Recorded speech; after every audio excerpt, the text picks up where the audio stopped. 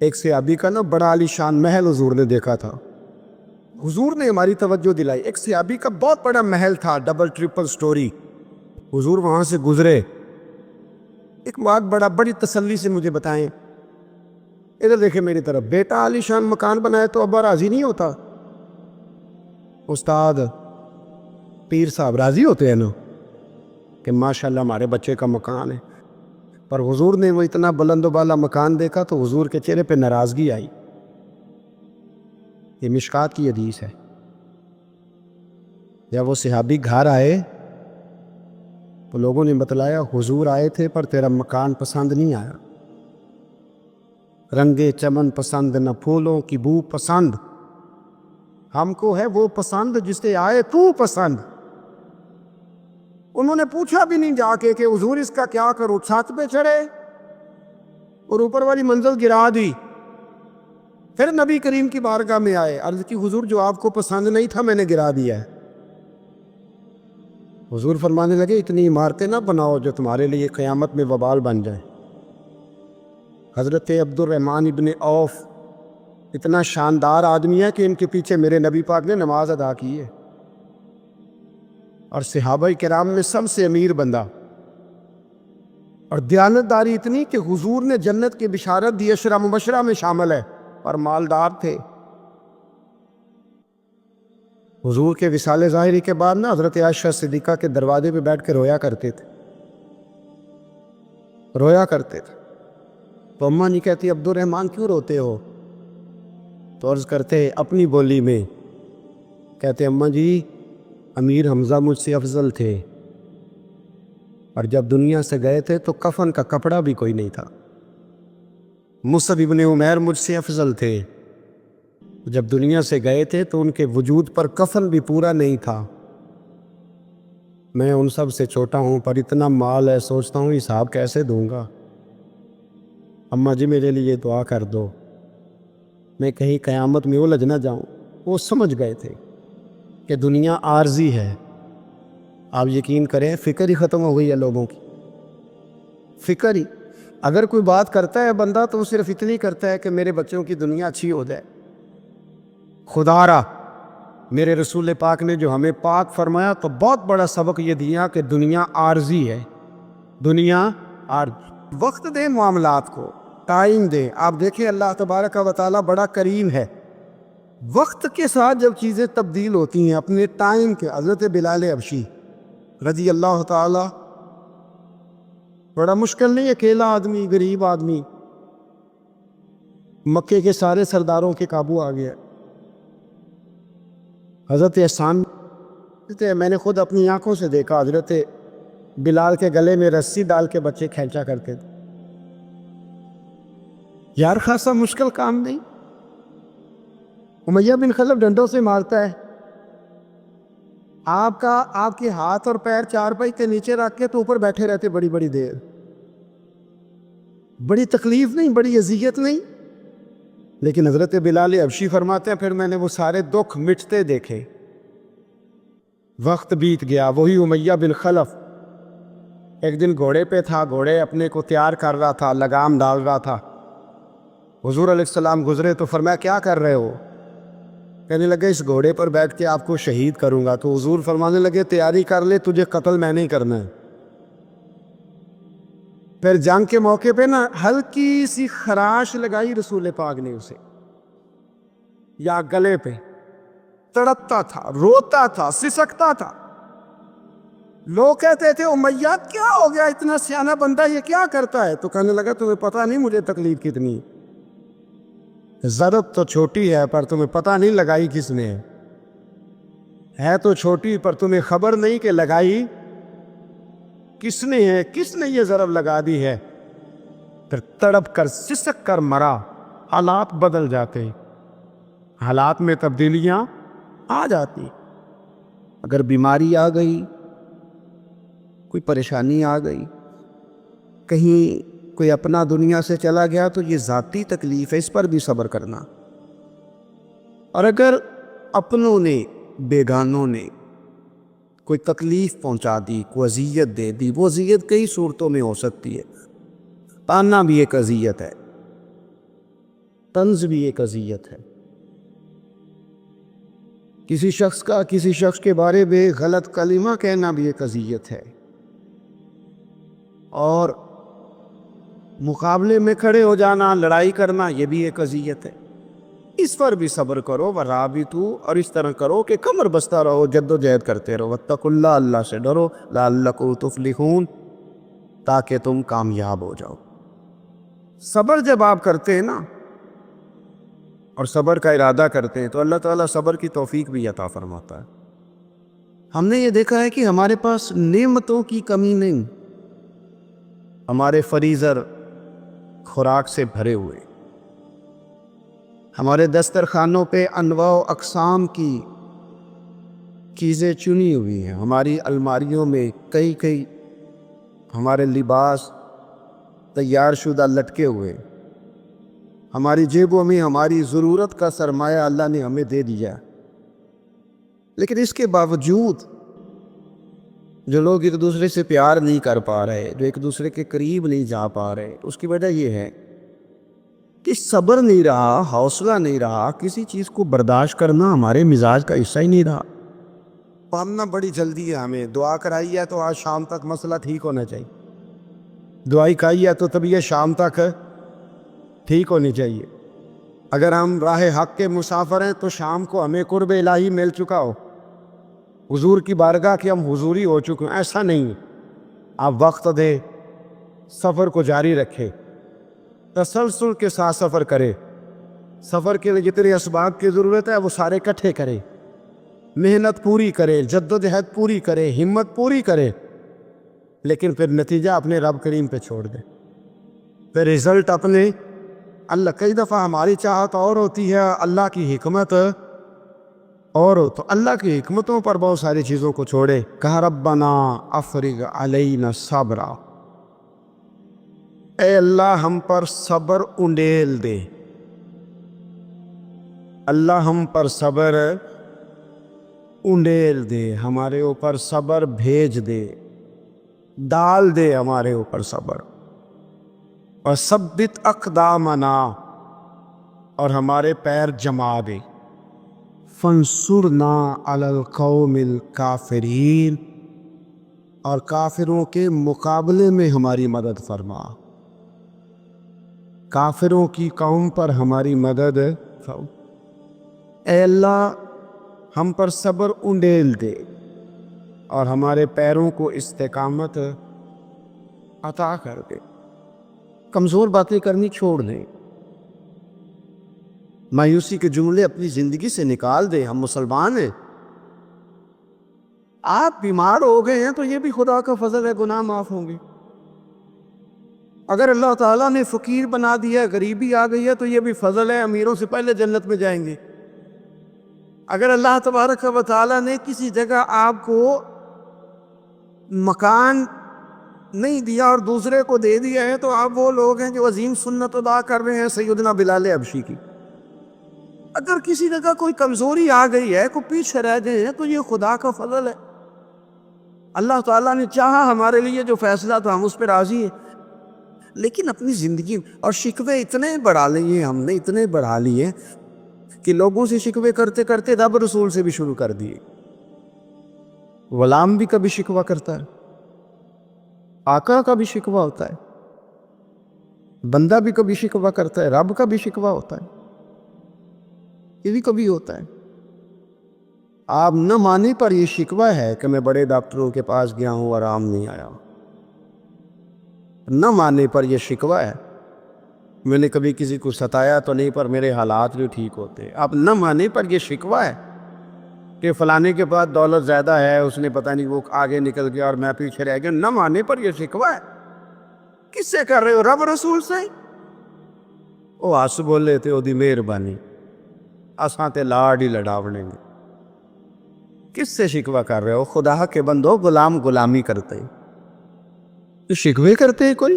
میں نے سنا ہے، مجھے پکا نہیں پتا، میں نے سنا ہے کہ ہوا تیز ہو تو جہاز کی سپیڈ لوگ بڑھا دیتے. مخالف سمت اگر ہوا تیز ہو تو جہاز کی سپیڈ یعنی وہ اگر تیز چل رہی ہے تو ادھر سے بھی تیز چلے گی تو اس کا سینہ ذرا جلدی چیرا جائے گا اور آگے بڑھے گی۔ صبر اور استقامت اگر آپ نے زندگانی میں آگے بڑھنا ہے تو ان دو چیزوں کا وجود آپ کے ساتھ ہونا بڑا ضروری ہے۔ ہمارے مزاجوں میں بڑی جلدی بے صبری آ جاتی ہے، باعث سے بات نہیں ہوتے، کسی بات میں ٹھہراؤ نہیں ہوتا، طبیعت کے اندر وہ والا مزاج نہیں ہوتا جو انسان کو آگے لے کے چلتا ہے، جو اس کو آگے بڑھاتا ہے۔ اگر آپ نے آگے بڑھنا ہے تو پھر ذرا آپ میں کے مزاج میں ٹھہراؤ ہونا چاہیے، پھر ذرا تھوڑا سا سکون ہونا چاہیے۔ میرے رسول کریم علیہ السلام کی خدمت میں ایک شخص نے عرض کیا تھا، یا رسول اللہ صلی اللہ تعالی وسلم مجھے کوئی ایسی نصیحت کر دیں کہ پھر مجھے کسی اور سے پوچھنے کی ضرورت نہ رہے۔ تو حضور نے ایک ہی جملہ کہا، فرمایا جب تو نے کہا نا کہ اللہ میرا رب ہے، پھر ڈٹ جا، پھر اس پہ ڈٹ جا، پھر کھڑا ہونا سی۔ جب آپ میں استقامت ہوتی ہے، صبر ہوتا ہے، دیکھیں حالات جب بگڑے تو انہیں صحیح ہونے میں ٹائم لگتا ہے کہ فوراً ٹھیک ہو جاتے۔ آپ بیمار ہو گئے، تکلیف ہوئی، کوئی آپ کو بیماری لگ گئی، آپ ڈاکٹر صاحب کے پاس گئے، انہوں نے آپ کو دیکھا، ٹریٹمنٹ کی، پھر دوائیاں لکھیں، پھر انہوں نے آپ کو کہا کہ آپ کو 1 ہفتہ یا 1.5 ہفتہ دوائی کھانی ہے، یہ ایک شربت کی شیشی ہے، یہ ایک بوتل ہے، یہ ایک سیرپ ہے، 1 چمچ صبح 1 شام، اور پورا ہفتہ آپ نے استعمال کرنا ہے۔ اب آپ تو کہہ رہے تھے کہ میں نے ابھی ٹھیک ہونا ہے گھنٹے کے بعد، تو سارا نہ پی لوں، سیرپ سارا نہ پی لوں ابھی، اور 1.5 ہفتے کی دوائی ابھی نہ کھا لوں، تھوڑی تھوڑی کر کے بھی تو کھانی ہے نا، ساری کٹھی نہ کھا لوں، ہو جائیں گے ٹھیک؟ کیا خیال ہے آپ کا؟ نہیں ہوں گے۔ کیوں؟ اس لیے کہ جس ترتیب سے ڈاکٹر نے آپ کو بتلایا ہے، آپ کا وجود اسی ترتیب سے اسے قبول کرے گا۔ آپ کا جو وہ مرض ہے وہ اسی ترتیب سے بہتر ہوگا جس ترتیب سے ڈاکٹر نے، طبیب نے، حکیم نے آپ کو بتلایا ہے۔ اسی مرتب ترتیب سے آپ نے اس کو دوا کو استعمال کرنا ہے، تو اسی ترتیب سے وہ سارے معاملات ٹھیک ہوں گے۔ اب آپ کا تو منشا تھا کہ میں نے سویرے فوراً اٹھنا ہے اور میں نے دوا کھانی ہے تو میں نے فٹافٹ ٹھیک ہو جانا ہے، تو بھئی یہ آپ کی منشا تو ہے، لیکن حکمت کا تقاضا یہ نہیں ہے۔ حکمت کا تقاضا یہ ہے کہ آپ کو 1 گولی کھانی ہے، 1 چمچ سیرپ کا پینا ہے، آپ کو مناسب پرہیز کرنا ہے، اس کے بعد جا کے آپ کی طبیعت ٹھیک ہوگی۔ لیکن اگر آپ کا یہ پروگرام بن گیا ہے کہ نہیں میں نے تو شام کو ہی ٹھیک ہونا ہے، تو یہ ممکن نہیں ہے۔ اس کے لیے آپ کو ذہنی طور پر تیار ہونا چاہیے، آپ کو سمجھنا چاہیے کہ بہت ساری چیزیں ایسی ہوتی ہیں جنہیں وقت دینا پڑتا ہے، بہت سارے حالات ایسے ہوتے ہیں جنہیں ٹائم دینا پڑتا ہے، وہ اپنے وقت پر جا کے چیزیں درست ہو جاتی۔ لیکن ہم چاہتے ہیں کہ ہم ابھی کریں، سویرے کریں، شام کریں، وہ کئی دفعہ صحیح کرنے کی بجائے ماحول کو ہم خراب کر لیتے۔ انہیں وقت دے، انہیں ٹائم دے، انہیں موقع دے۔ لیکن جو بندہ صبر ہی نہ کر پائے، جو کہے جی بڑی دور سے آیا ہوں، بڑی دیر ہو گئی، بڑا ٹائم ہو گیا، کب جا کے مسئلہ حل ہوگا؟ وہ جو آپ نے بتایا تھا وہ تعویذ کب اثر کرے گا؟ وہ دعا کب قبول ہوگی؟ وہ فلانا معاملہ کب؟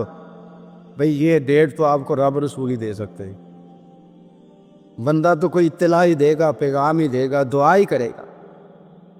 اگر زندگی میں حوصلہ ہی نہیں ہوگا، اگر آپ کو یہ اقرار ہی نہیں آئے گا، ٹھہرنا ہی نہیں آئے گا کسی میدان میں۔ حضرت عمار بن یاسر رضی اللہ تعالیٰ عنہ فرماتے ہیں کہ بڑی تکلیف دیتے ہیں۔ حضرت عمار بن یاسر رضی اللہ تعالیٰ عنہ کی جو والدہ ہیں وہ اسلام کی پہلی شہیدہ ہے، حضرت سمیہ ان کا نام تھا، اسلام کی پہلی شہیدہ۔ ان کے زیر ناف ابو جہل نے نیزہ مار کے انہیں شہید کر دیا۔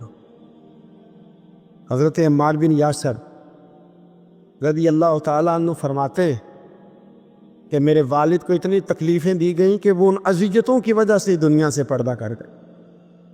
حضرت عمار بن یاسر کو خود کافر اتنا مارتے تھے کہ وہ اپنی حواس کھو بیٹھتے تھے اور ایسی باتیں کرتے تھے کہ سمجھ نہیں آتی تھی کہ یہ عمار بن یاسر بول رہے ہیں.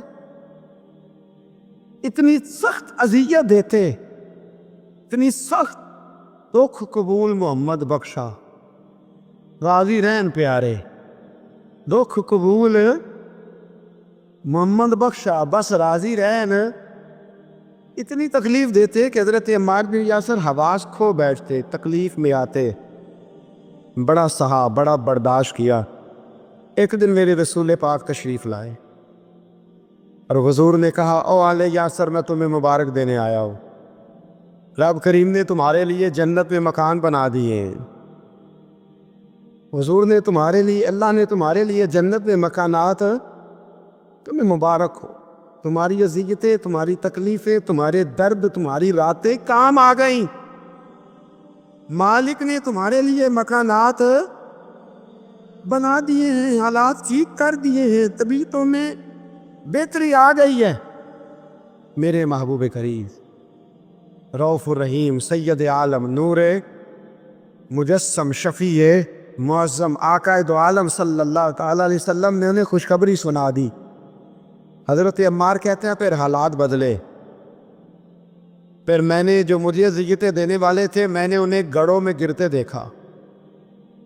آپ فرماتے ہیں ابو جہل کی لاش اٹھانے والا بھی بدر میں کوئی موجود نہ تھا. اور ابو لہب جو مجھے تکلیفیں دیتا تھا وہ مکے کے چوک میں مرا ہوا پڑا تھا، پر کوئی اس کے قریب جانے والا بھی موجود نہ تھا، کوئی نہیں تھا. آپ فرماتے ہیں وہ حالات بھی. حضرت عمار کا اپنا کیا حال ہوا؟ حضرت خالد بن ولید رضی اللہ تعالیٰ عنہ بڑے بہادر ہیں. حضور نے فرمایا یہ اللہ کی تلوار ہے، یہ اللہ کی. بڑے بہادر تھے، بڑے شیر دل تھے. فرماتے ہیں کبھی معذرت نہیں کرنی پڑی، کبھی جھکنا نہیں پڑا، کبھی کسی کی منت نہیں کی. اللہ نے طاقت اتنی عطا فرمائی تھی، ہمت، حوصلہ، صبر، استقامت اتنا دیا. کبھی کسی جگہ پشت نہیں لگی. لیکن فرماتے کسی وجہ سے نا ایک دن میرا عمار بن یاسر کے ساتھ کسی بات پہ اختلاف رائے ہو گیا، جھگڑا ہو گیا. توجہ ہے میری بات پر؟ فرماتے ہیں جھگڑا ہو گیا. ہمارا پتہ حال کیا ہے؟ ہمارا یہ حال ہوتا ہے کہ ہمارا جھگڑا ہو جائے تو خیر ہے، لیکن اگر پڑوسی کے بچے لڑ پڑے تو ہم کہتے ہیں اس کی روزی پاک نہیں، اس کی تربیت ٹھیک نہیں. ہمارا بھائیوں سے رٹا ہو جائے تو معاملہ اور ہے، کسی کا ہو جائے تو معاملہ اور ہے. میں بیمار ہو جاؤں تو آزمائش ہے، اور سامنے والا بیمار ہو جائے تو سزا ہے. پھر کیا ہے؟ بلکہ پنجابی کہتے ہیں کیتیاں نو پھڑیا ہے، یہی کہہ دیتے. اور میں بیمار ہو جاؤں تو آزمائش آ گئی اللہ کی طرف سے. ایسا نہ کرے. ہمارا فتویٰ اپنے حق میں اور ہوتا ہے، سامنے والے کے معاملے میں اور ہوتا ہے. حضرت عمار بن یاسر کی بات کر رہا تھا. جناب عمار بن یاسر رضی اللہ تعالی عنہ، حضرت عمار بن یاسر کہتے ہیں کہ حضرت خالد بن ولید کے ساتھ، جناب خالد بن ولید کہتے ہیں میری ان کے ساتھ نہ کسی بات میں اختلاف رائے ہو گیا. تو میں اب دلیر آدمی تھا، شیر آدمی تھا، کبھی جھکا نہیں تھا، کبھی کوئی معاملہ نہیں ہوا تھا، کبھی کوئی ایسی بات نہیں ہوئی تھی. آپ فرماتے ہیں جب رائے کا اختلاف ہو گیا نا، بات ذرا آگے بڑھ گئی تو نبی کریم صلی اللہ علیہ وسلم تک بات پہنچی. تو میرا یہ خیال تھا کہ حضور میری بھی سنیں گے، عمار بن یاسر کی بھی سنیں گے، پھر حضور کوئی فیصلہ کریں گے. پر قربان جاؤں وقت بدل گیا ہے نا. اب بہت بڑے چودھری ہیں، بڑے سردار ہیں، بڑے سپہ سالار ہیں حضرت خالد بن ولید، پر وقت بدل گیا. تو حضرت خالد بن ولید کہتے ہیں جب میں نے نبی کریم کی بارگاہ میں بات عرض کی، حضور تک بات پہنچی، تو میرے مصطفیٰ نے موٹی سی بات ارشاد فرمائی. رسول کریم فرمانے لگے بھئی بات مختصر سی ہے، جس نے عمار کو راضی کر لیا اس نے مجھے راضی کر لیا، اور جس نے اسے ناراض کیا اس نے مجھے ناراض کیا. فرماتے ہیں بس میری قیمت پڑ گئی، میرا قد اونچا ہو گیا. حضرت خالد بن ولید کہتے ہیں میں نے بھی کہا اب بات کیا کرنی ہے، اب تو گزارش ہی کرنی ہے، اب مدعا کیا سنانا ہے، اب تو بات کرنی ہے. فرماتے میں آگے بڑھا اور جیسے بھی ہوا میں نے حضرت عمار بن یاسر کو راضی کیا. حضرت عمار کہتے ایک وقت وہ تھا اور ایک وقت یہ ہے. جب دونوں وقتوں کو دیکھتا ہوں تو کہتا ہوں الحمدللہ رب العالمین. یہ ساری تعریفیں اس رب کے لیے ہیں جو تمام جہانوں کو پالنے والا. دیکھیں کچھ ایسی اذیتیں ہوتی ہیں جو اذیت ناک ہوتی ہیں، لیکن اگر غلامی میں آ جائیں نا آپ تو وہ اذیت ناک نہیں ہوتی. اس چبن میں مزہ آنے لگتا ہے. کئی درد بھی مزیدار ہوتے ہیں، کئی درد بھی کبھی زخم ٹھیک ہونے پہ آ جائے نا تو اسے چھیڑو تو مزہ آتا ہے، اس لیے کہ کچھ درد بھی مزیدار ہوتے ہیں. آتش سے کسی نے کہا تو روتا بڑا ہے، اس نے کہا معبود کی یاد میں تڑپتا ہوں. ابھی تو ایک دل ہے، میں نے تو خواہش تھی کبھی دو ہوتے نا تو صحیح کر کے تڑپتا. رب نے دل ایک بنایا، کہتا وہ مزہ دیا ہے تڑپنے کہ میری آرزو ہے یا رب میرے دونوں پہلوؤں میں دل بے قرار ہوتا. حضرت مولا رومی نے مثال دی ہے. جناب رومی فرماتے ہیں کہ بغیر محنت کے لوگوں کو اللہ نے نعمتیں دی ہیں تو انہوں نے شکر ہی نہیں ادا کیا. اندھے سے پوچھ آنکھ کی قدر کیا ہے، پوچھ اندھے سے، پوچھ معذور سے کہ ٹانگوں پہ چلنا کتنی بڑی نعمت ہے. کبھی پوچھ اس سے جس کا مکان تو ایک کنال میں ہے پر رونے والا بچہ کوئی بھی نہیں. پوچھ اس سے جس کی جیبیں دولتوں سے بھری ہوئی ہیں پر کوئی نہیں کہتا کہ ابا 10 روپے دینا. پوچھ یہ کتنی بڑی تکلیف ہے. حضرت رومی نے لکھا ہے اور فرماتے ہیں کہ ایک والد تھا تو اس نے بڑی دولت کمائی تھی تو اس کا بیٹا بے دریغ ہی اڑاتا رہتا تھا. کبھی ادھر پیسے بھگا دیے، کمائے نہیں تھے نا، محنت نہیں نہ کی تھی، کمائے نہیں تھے. والد بڑا سمجھاتا تھا پر سمجھ نہیں آتی تھی. لیکن اس کے ابا کے ذہن میں ایک بات آئی، وہ کہنے لگا بیٹے یار میں کنگال ہو گیا ہوں، اچانک حالات خراب ہو گیا، ایک آنا مجھے چاہیے، دوائی خریدنی ہے، کہیں سے لے کے آؤ. اس نے کہا ابا مسئلہ ہی کوئی نہیں، یار ہی بڑے ہیں، بہت سارے لوگوں کے ساتھ رات میں جاتا ہوں روٹی کھانے ہوٹل میں، کئی ہیں جو میرا انتظار کر رہے ہوتے ہیں، فیس بک والے اور جناب وہ سیلفی والے بڑے سارے ہیں جو کہتے ہیں تیرے بغیر گزارا ہی نہیں. بڑے ہیں جو روز سویرے اٹھ کے پہلے مجھے السلام علیکم کا میسیج کرتے ہیں، پھر اس کے بعد کسی اور سے. بڑے ہیں، کوئی مسئلہ ہی نہیں. ایک کے پاس گیا، ایک آنا چاہیے، اس نے دے دیا، لا کے ابا کو دیا. تو ابا گھر کے اندر جو امیر لوگ ہوتے تھے گھر میں کنواں کھدوا لیتے تھے. ابا کنویں کے کنارے بیٹھا تھا، جب بیٹے نے آنا لا کے رکھا تو اس نے پانی میں پھینک دیا. اگلی صبح پھر کہا بیٹے ایک آنے کی ضرورت ہے، دوا خریدنی ہے. اس نے کہا مل جائے گا. 2 4 5 دوست ابھی ہیں بڑے مالدار، ان سے جا کے کہا، ایک سے آنا لایا، ابے نے پھر پھینک دیا، تیسرے دن بھی پھینک دیا، چوتھے دن بھی. یار اب ختم ہو گئے. کچھ آہستہ آہستہ دوستوں کو پتہ چل گیا کہ کنگال ہو گیا ہے، خبر پھیل جاتی ہے نا، اب بھوکا ہو گیا ہے. اب آہستہ آہستہ موبائل بند ہونے لگے، آہستہ آہستہ جو ہے وہ نمبر بلاک ہونے لگا، حالات بگڑ گئے. اب جب اسے پتہ تھا کہ یار تو اب دروازہ کھٹکھٹاتا ہوں تو کہتے ہیں کہ اسے کہہ دو میں گھر نہیں، ابا نے تو آنا مانگنا ہے اور میں بے دریغ دولت ابا کی اڑاتا رہا ہوں، اب یہ بھی نہیں کہہ سکتا کہ مجھے دیتا کوئی نہیں. شہر سے باہر نکل گیا، سارا دن مزدوری کی، جد و جہد کی، کبھی کام کیا نہیں تھا، ہاتھوں پہ چھالے پڑ گئے. بڑا مشکل ہوتا ہے جن لوگوں نے کام نہ کیا ہو، انہیں کرنا پڑ جائے تو. تکلیف کا شکار ہو کے ایک آنا کمایا، شام کو لا کے والد کی ہتھیلی پہ رکھا تو اس نے پھینکا نا جب کنویں میں تو چیخ پڑا، کہنے لگا ابا جی آپ سیانے پیانے بندے ہیں، روز پیسے لا کے دیتا ہوں، کو پھینک دیتے ہو، کو کرنے والی بات کرو، نہیں دوائی کھانی تو نہ کھاؤ، لایا کیوں کرتے. بیٹے کو باپ نے تھپکی دے کے بٹھا لیا. اس نے کہا بیٹا میں نے پہلے دن تو نہیں پھینکا، تو 7واں دن میں روز پھینکتا ہوں، آج تیری چیخیں کیوں نکلی. کہنے لگا ابا پہلے ادھار کے تھے، آج مزدوری کے ہیں. نہیں سمجھ آئی بات. پہلے بولیے اور آج میری محنت ہے، مزدوری ہے، جد و جہد ہے. تو والد کہنے لگا بیٹے یہی میں تجھے سمجھانا چاہتا تھا، وہ میری بھی محنت کے ہے جو کچھ روز یاروں کو کھلا آتا ہے، میں نے بڑی جد و جہد سے جمع کی ہے، میں کنگال نہیں ہوا، صرف تجھے سمجھانا تھا. او بھائی یہ آنکھیں تیری محنت کی نہیں نا، اس لیے تو شکر نہیں ادا کرتا. یہ وجود، یہ ٹانگیں، یہ شعور، یہ تیری جد و جہد کا نہیں. جو عقل کی دولت اللہ نے دیا نا، یہ تیری محنت کی نہیں. اگر محنت کی ہوتی تو سجدے میں پڑا رہتا، تو خیال کرتا. اللہ نے آنکھیں دی ہیں قرآن دیکھنے کے لیے.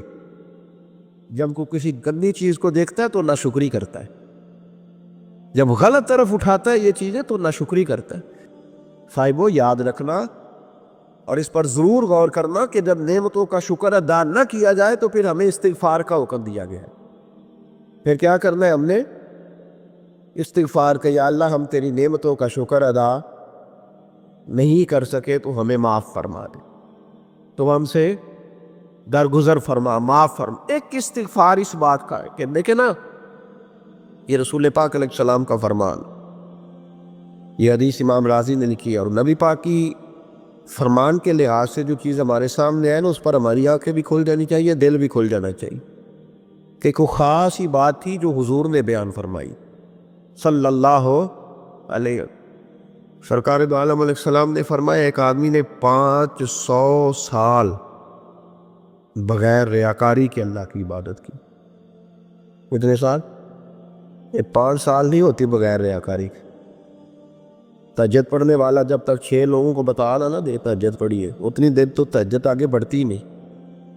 کم از کم 6 بندوں کو پتہ ہونے چاہیے. اور میرے جیسے حاجی نمازیوں کا تو دل کرتا ہے کہ وظیفے پہ بندہ رکھا جائے جو تعریفیں کرے صبح و شام. بھائی صاحب کی کیا بات ہے، حضرت صاحب کی وظیفہ دیں گے اس کو مہینے کا، وہ تعریف کرے کھول کے کہ آپ کی بڑی بات.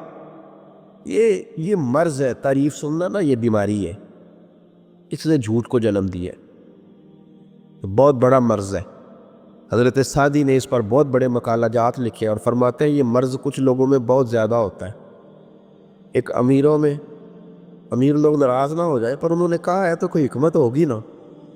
امیروں میں تعریف سننے کا مرض بہت زیادہ ہوتا ہے. فرماتے ایک بادشاہوں میں اور تیسرا عورتوں میں، ان میں یہ بیماری بہت زیادہ ہوتی ہے. کوئی تعریف نہ کرے تو خود اپنی کرنی شروع کر دیتے، خود ہی کہہ دیتے ہیں کہ وہ کیا بات سی، میرے ابا جی تے وہ تے 100 ہل چلدا سی تے 150 بندہ ٹکر کر ابا جی تے چھڑ تو دس تیرے کنے چل دیں، پھر کو کنے بندے روٹی کھاندے. اپنی بات کرنا. اقبال کہتے تھے تو وہ آبا تمہارے ہی مگر تم کیا ہو، ہاتھ پہ ہاتھ درے منتظر فردا. ابا جی کی دادا جی کے چھوڑ اپنی کر، ہمیں تو تیرا پتہ ہے، تو اپنی بات کر. تیرے اندر بھی کوئی چیز ہے کہ نہیں؟ ابا دادا تو سب کے بڑے، حضرت آدم کی اولاد ہے تو حضرت آدم نبی تھے، باپ دادا تو سب کے بڑے بڑے ہی ہیں.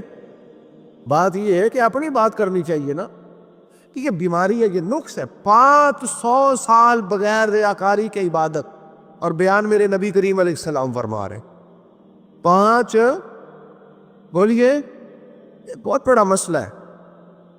دکھاوا نہ ہو، ریاکاری نہ ہو. ہم مجالس میں جاتے ہیں نا جناب، محافل میں،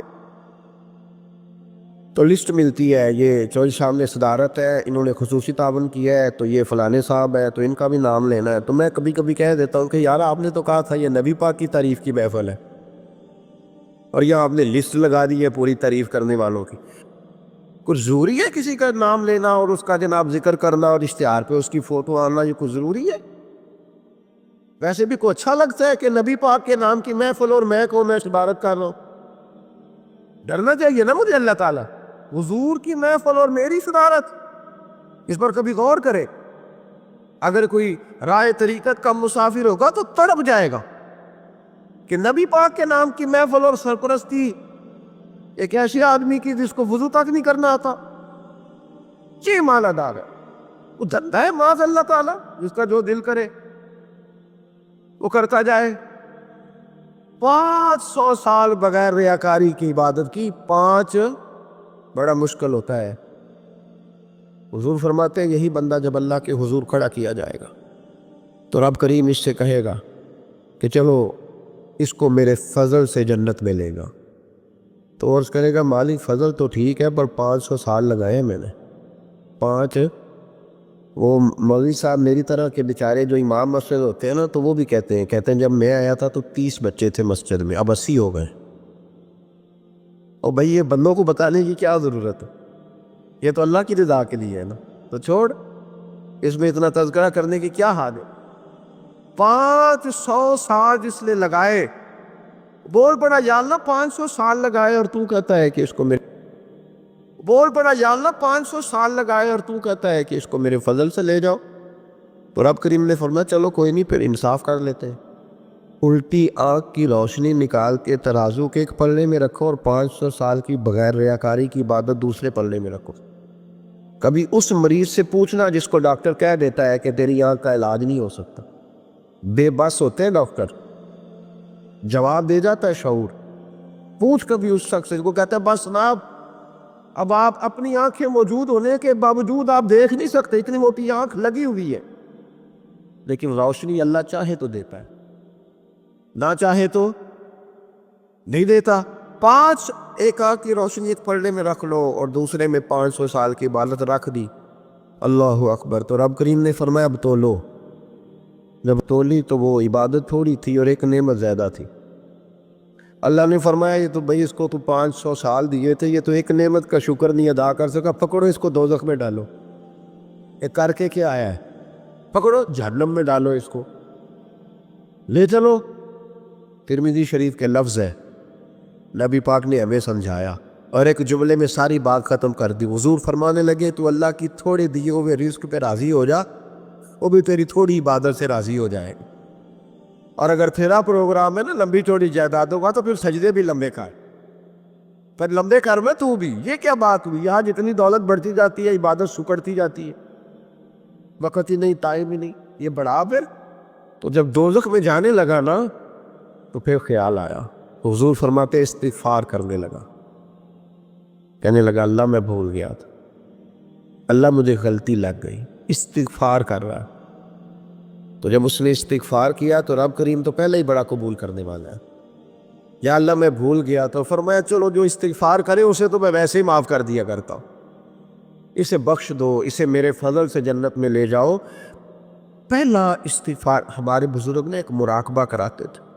مراقبہ ان فی خلق السماوات والارض واختلاف اللیل والنہار لآیات لأولی الالباب. مراقبہ ہوتا تھا اللہ کی نعمتوں پر غور کرنے کا نام. تو اکیلا بیٹھ، گردن جھکا اور غور کر خدا کا فضل کتنا ہے اور میری اس میں محنت کتنی، اس کا شمار کا. اس طرح کر کے 2 خانے بنا. ایک خانے میں اللہ کی نعمت رکھ اور دوسرے میں پھر اپنی محنت رکھ. اس کو کہتے ہیں مراقبہ. یہاں سے مراقبہ سٹارٹ ہوتا ہے.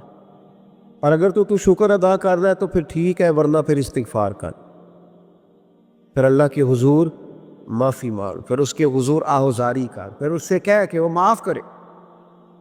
ہم لوگ یہ والا مراقبہ نہیں کرتے، اس لیے جو چیز ہے وہ تو میرا حق تھا، مجھے فٹافٹ دوسری بھی چاہیے.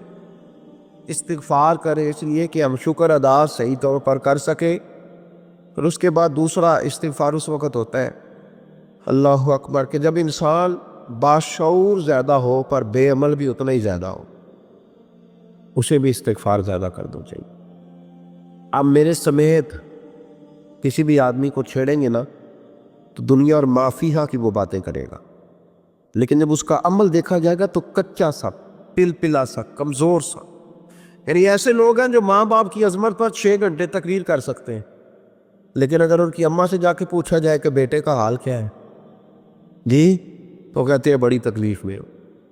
اپنے بیٹے کے سبب سے وہ بڑی آزمائش کا شکار. بھئی تیری 6 گھنٹے کی تقریر کا معنی کیا ہوا؟ تو لفظوں کے گورکھ دھندے کا ماہر ہے.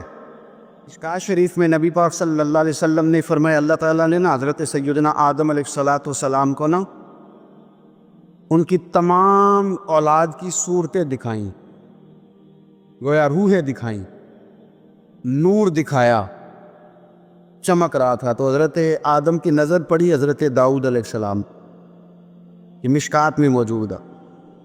تو آپ نے دیکھا بڑے خوبصورت ہیں حضرت داؤد علیہ السلام.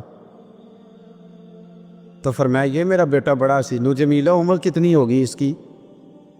تو فرشتے نے عرض کی حضور 60 سال. یہ عالم ارواح میں بات ہو رہی ہے.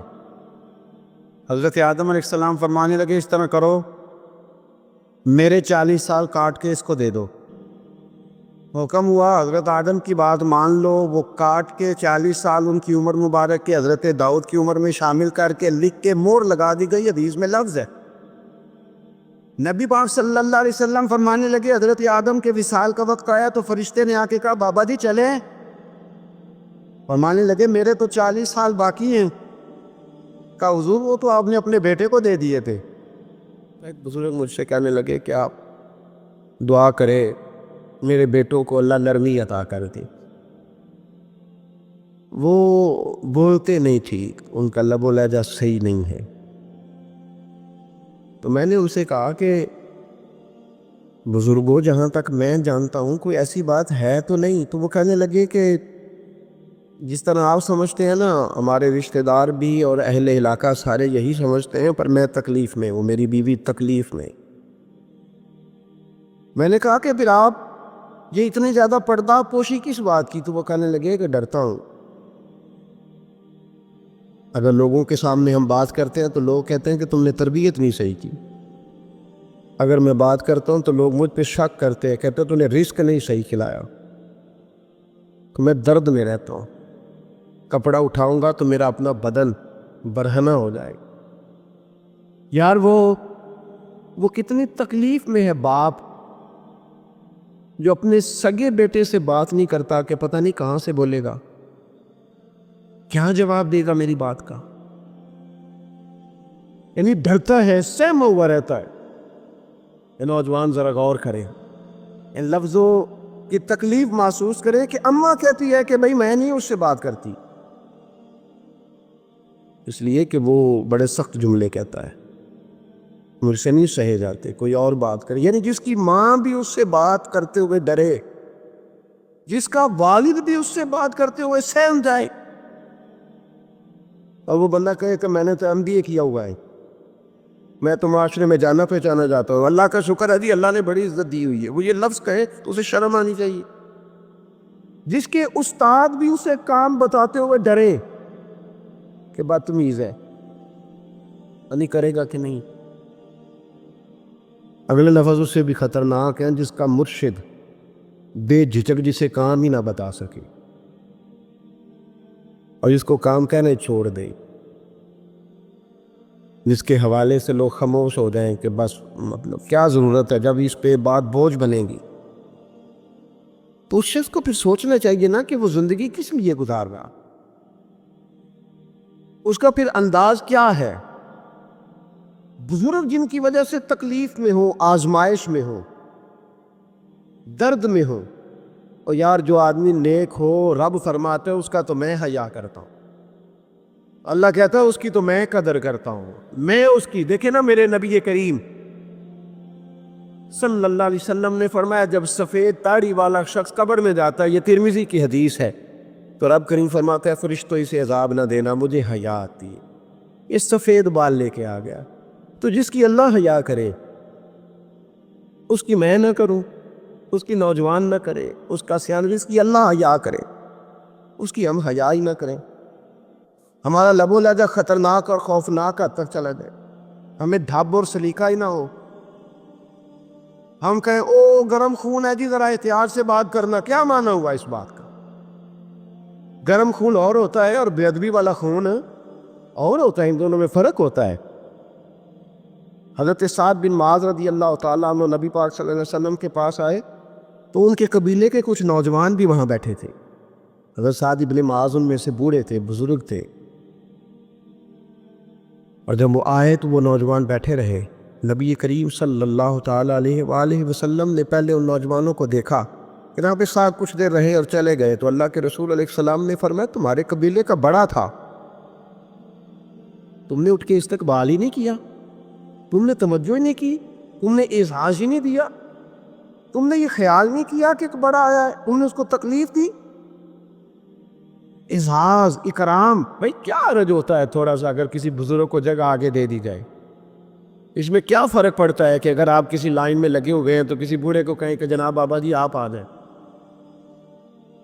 اور میرے بھائی کون سا وجود کا کوئی حصہ ٹوٹ جاتا ہے اگر کسی ضعیف کو، کسی بوڑھے کو یہ کہا جائے کہ آپ لائن سے نکل جائیں اور یہ بل مجھے دے دے میں جمع کرا دیتا ہوں، کیا تکلیف ہوتی؟ ہمارے ہاں تو بوڑھوں کی چارپائیاں گھر میں اب علیحدہ رہتی ہیں،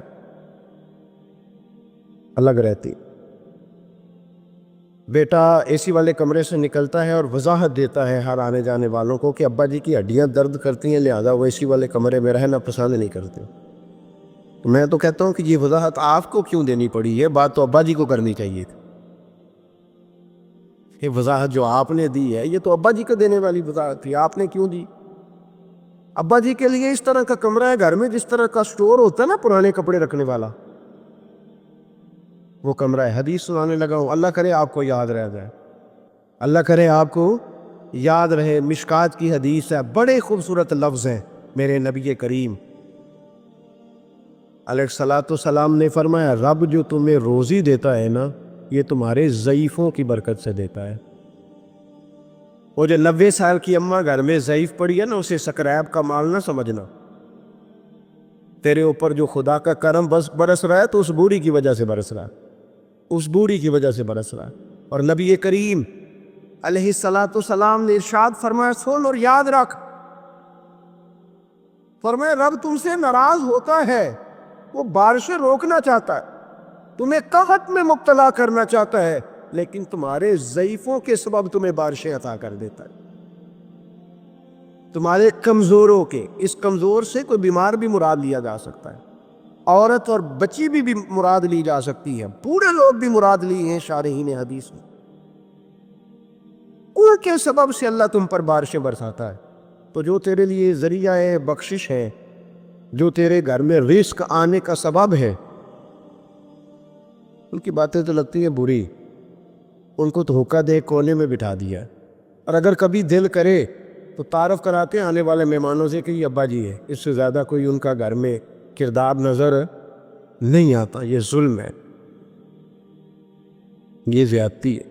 بوڑھوں کا اکرام کرنا، ان کو پیار دینا، ان کو اعزاز دینا، ان کو ہمیشہ سربراہ بنا کے رکھنا، ان کے ساتھ اس طرح کا رویہ رکھنا کہ جیسے کسی بڑے شان والے آدمی۔ میں اکثر یہ رونا روتا ہوں، میں کہتا ہوں کہ ابے کی بھی عزت ہو سکتی ہے، پر شرط یہ ہے کہ ابا امیر ہونا چاہیے۔ اگر تو ہو نا 6-7 مربع زمین کا مالک تو پھر تو پوتے کیا پڑ پوتے بھی پیر دباتے۔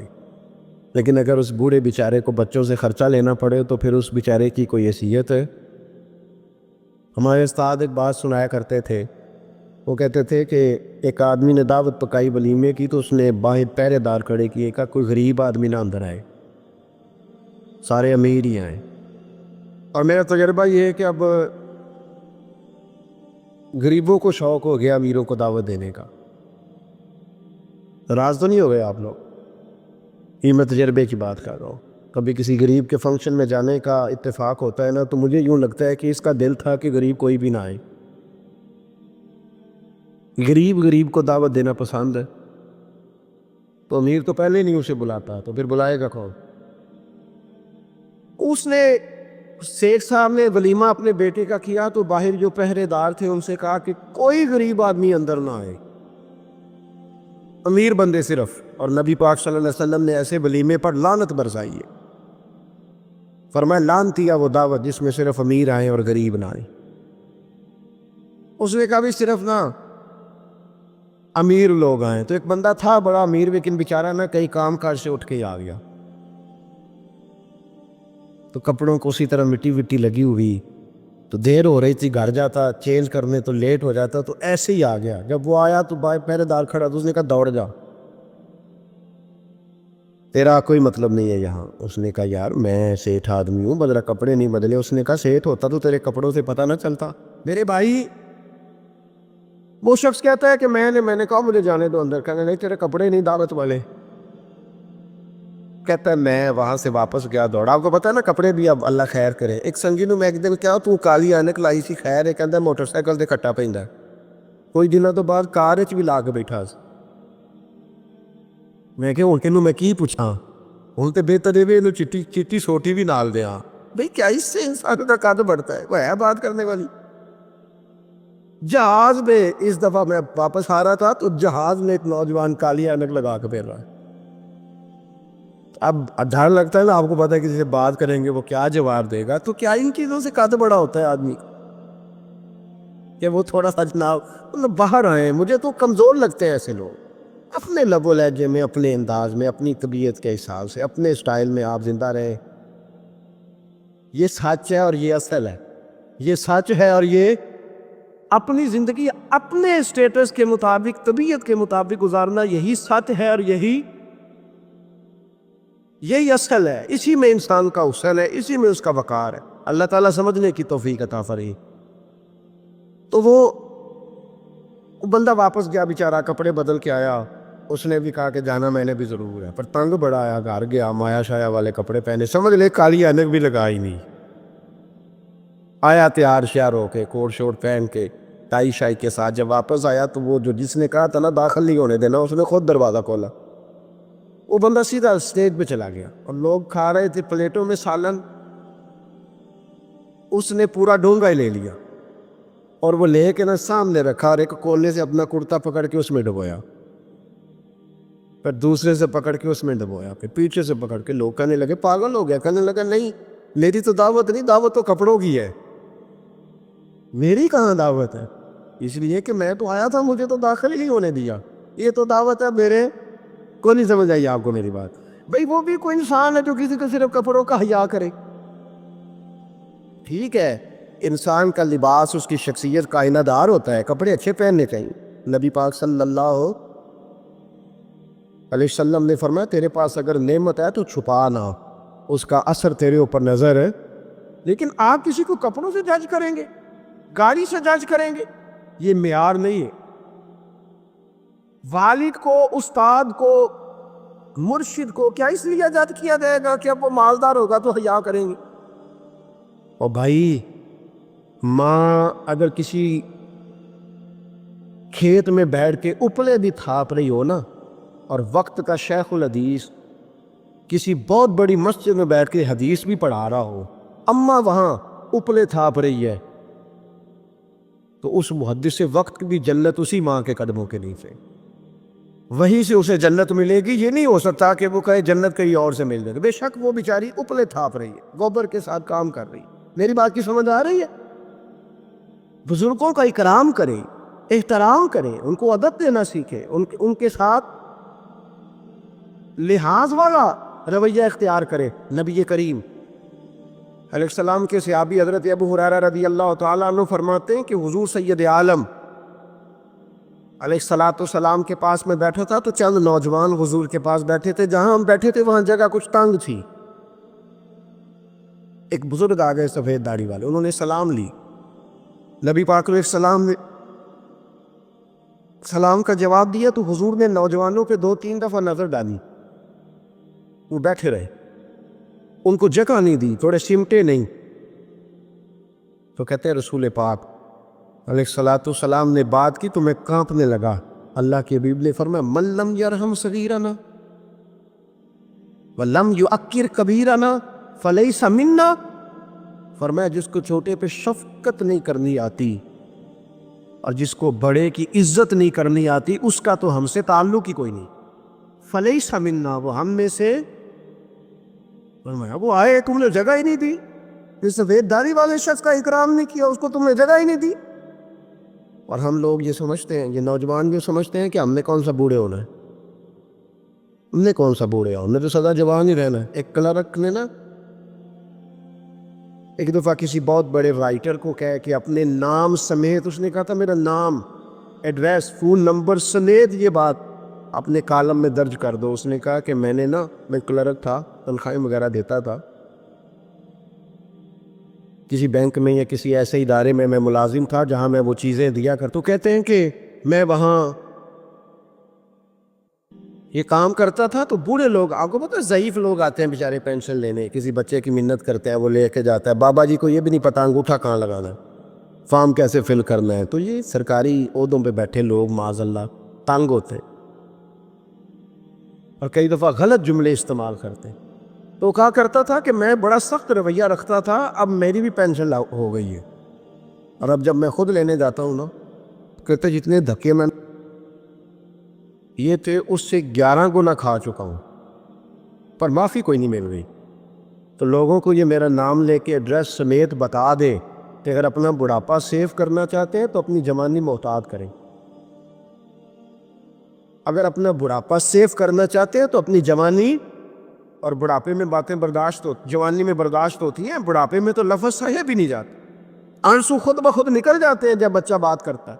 سنو، یہ نوجوان کی حدیث یاد کر لیں، یہ طبرانی میں موجود ہے. میرے نبی کریم علیہ الصلوۃ والسلام نے فرمایا، یہ حدیث یاد کر لینی ہے. پڑھیے درود صلی اللہ ہو، پھر کہیے صلی اللہ ہو، چلے تیسری دفعہ بھی پڑھ لے صلی اللہ ہو. رسول پاک علیہ الصلوۃ والسلام نے فرمایا، جو شخص اپنی جوانی میں کسی بوڑھے کی عزت کرے گا، جب وہ بوڑھا ہوگا تو اللہ اسے کئی گنا بڑھ کے اس کی عزت کرائے گا. اس کی کی گئی عزت سے کئی گنا بڑھ کے رب پھر اس کی عزت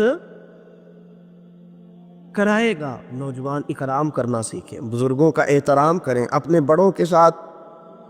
اور بڑوں میں جتنے بھی صاحب فضیلت بڑے ہیں، آپ کا جو استاد ہے وہ آپ کے لیے بڑا قابل احترام ہے،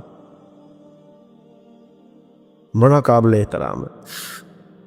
میں ماسٹر کی ڈگری لینے کے بعد اب بھی کبھی گاؤں میں اپنی پرائمری کے ٹیچروں کو دیکھتا ہوں، اب بھی تو احساس پیدا ہوتا ہے کہ یہ اگر ہمیں وہ والی بات آسانہ نہ پڑھاتے، شروع کی کتابیں یہ المدہ عام نہ پڑھاتے، تو پھر اس سے آگے بھی ہمیں پڑھنا نہ آتا. اور اگر آپ کو اللہ تعالیٰ سمجھ دے نا، توفیق دے، تو یہ سمجھے کہ جو چھوٹا استاد ہوتا ہے اس کی محنت زیادہ ہوتی ہے. ہاں، یونیورسٹی والے جو ٹیچر ہیں تو لیکچر لے کے چلے جاتے ہیں، تو وہ جس نے رٹا لگایا نا پہاڑے یاد کرانے کا، وہ جس نے آپ کو املا لکھنی سکھائی ہے نا، اس کی محنت، اگرچہ اس کی تعلیم میٹرک PTC ہے، اگرچہ آپ اس سے کئی گنا زیادہ تعلیم حاصل کر گئے، لیکن اصل مشقت اس قاری صاحب کی ہے جس قاری نے آپ کو قاعدہ پڑھایا ہے، جس نے تلفظ ٹھیک کرایا ہے. ابتدائی کتابوں کے اساتذہ کی مشقت زیادہ ہوتی ہے، بڑے لوگ کو لیکچر دے کے چلے جاتے.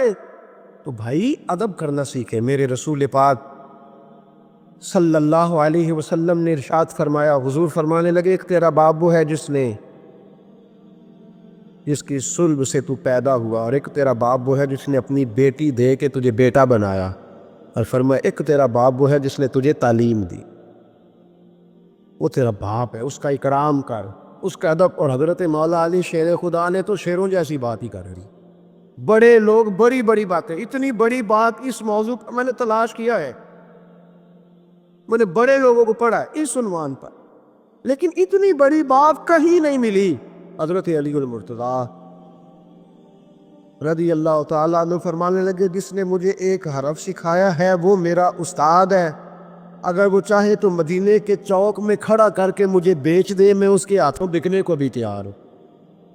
وہ جس نے مجھے ایک حرف، اساتذہ کا احترام نہیں، اساتذہ پریشان، استاد تو بیچارہ روز کٹہرے میں کھڑا ہے، روز کٹہرے، روز لوگ اس کو کہتے ہیں کہ جناب آپ نے یہ بات کیسے کر دی، آپ کی جرت کیسے ہوئی.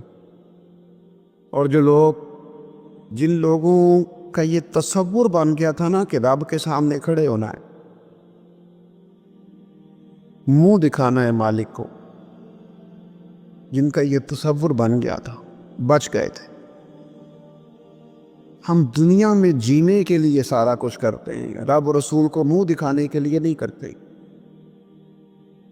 جن کا یہ تصور بن جاتا ہے نا، تو رب کہتا ہے وَلِمَنْ خَافَ مَقَامَ رَبِّهِ جَنَّتَانِ،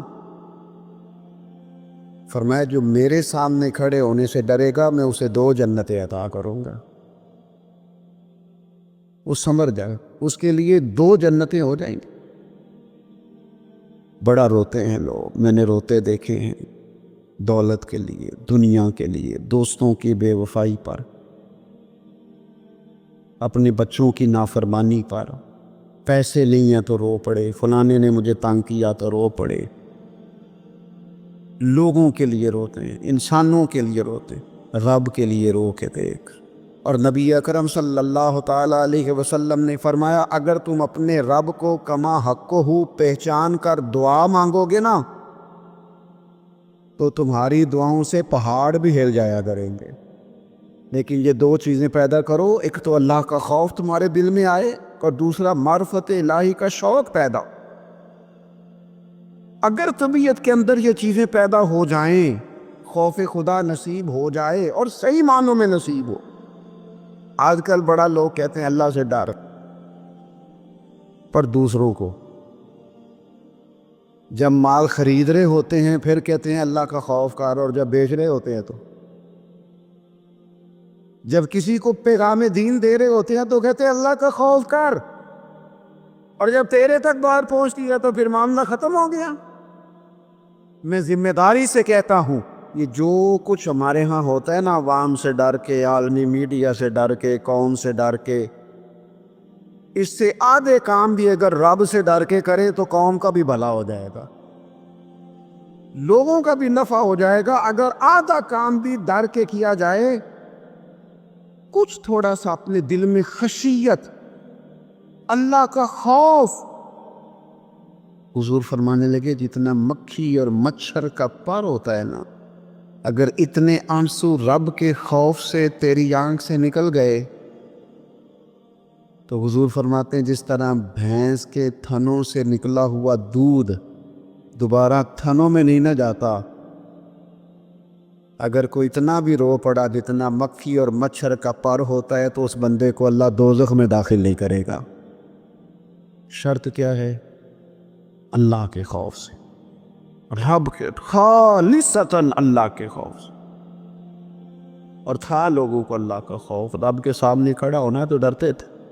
حضرت عمر کا جب آخری وقت آیا تھا تو اپنے بیٹے سے کہا تھا مجھے اٹھا کے زمین پہ رکھ دو، میں اپنی پیشانی زمین پہ رکھ کے اپنے رب سے معافی مانگ۔ حضرت عثمان غنی جیسے لوگ جب قبر کو دیکھ لیتے تھے تو پھر تڑپ کے ان کی ساری داڑھی آنسوؤں سے بھر جاتی۔ حضرت مولا علی شیر خدا رضی اللہ تعالیٰ عنہ نماز کی نیت باندھنے لگتے تو وجود کانپتا، راشاں طاری ہو جاتا۔ علی آپ تو شیر ہیں میدانوں کے، ہزاروں لاکھوں تلواروں کے بیچ کبھی نہیں لڑکھڑائے، لیکن یہاں رب کی بارگاہ میں آتے کانپ کیوں گئے؟ تو فرمانے لگے تمہیں پتہ نہیں کس کی بارگاہ میں حاضر ہونے لگا ہوں؟ اس سے ڈر آتا ہے، مالک کے حضور آ گیا، ڈر آتا، ڈرتے تھے۔ میرے نبی پاک علیہ السلام نے فرمایا اللہ کا خوف یہ دانائی ہے، یہ حکمت ہے۔ اور صحیح بخاری میں لفظ ہیں، نبی پاک صلی اللہ تعالیٰ علیہ وسلم نے فرمایا ایک شخص تھا، بخاری مسلم میں موجود ہے، ایک بندہ تھا، اسے نہ بڑا ڈر آتا تھا کہ رب جب سوال پوچھے گا تو میں نے کیا جواب دینے ہیں۔ اور ہمیں ہمارے نبی پاک علیہ السلام نے فرمایا بھی ہے، حضور نے فرمایا رب تم سے نہ 5 سوال پوچھے گا قیامت کے دن اپنے سامنے کھڑا کر کے۔ ساری تیاری لائق بچے بھی جب کر لیتے ہیں نا پیپر دینے کی، ذہین بچے ساری تیاری کر کے نا تو کمرہ امتحان میں جاتے ہوئے پھر بھی ڈرتے اور کہتے حضرت صاحب دعا کرنا میرا پیپر ہے۔ بچہ لائق بھی ہے، محنتی بھی ہے، تیاری بھی، لیکن ڈر آتا ہے۔ ڈر آتا تھا جب پیپر سٹارٹ ہوتے تھے نا تو کئی قسم کی ایکٹیویٹیز چھوڑ دی جاتی تھی، کھیل چھوڑ دیے جاتے تھے۔ میں نے دیکھا ہے بچے نمازیں شروع کر دیتے تھے، ڈر آتا ہے کہیں پیپر میں کمی نہ کوئی رہ جائے۔ دنیا کے پیپر کے بارے میں یہ معاملہ ہے، اور جب صبح قیامت سوال جواب کیے جائے، حضور فرماتے 5 سوال کا پوچھے گا تم سے قیامت میں۔ سب سے پہلی بات، میں نے تمہیں عمر دی تھی کہاں گزاری تم نے؟ ضائع کر دیا ٹائم سارا، ادھر ادھر بھاگتے آتے جاتے مال کماتے۔ اور پھر عمر میں ایک بہترین حصہ جوانی ہے، حضور فرماتے ایک سوال یہ ہوگا، دوسرا جوانی کہاں گزاری؟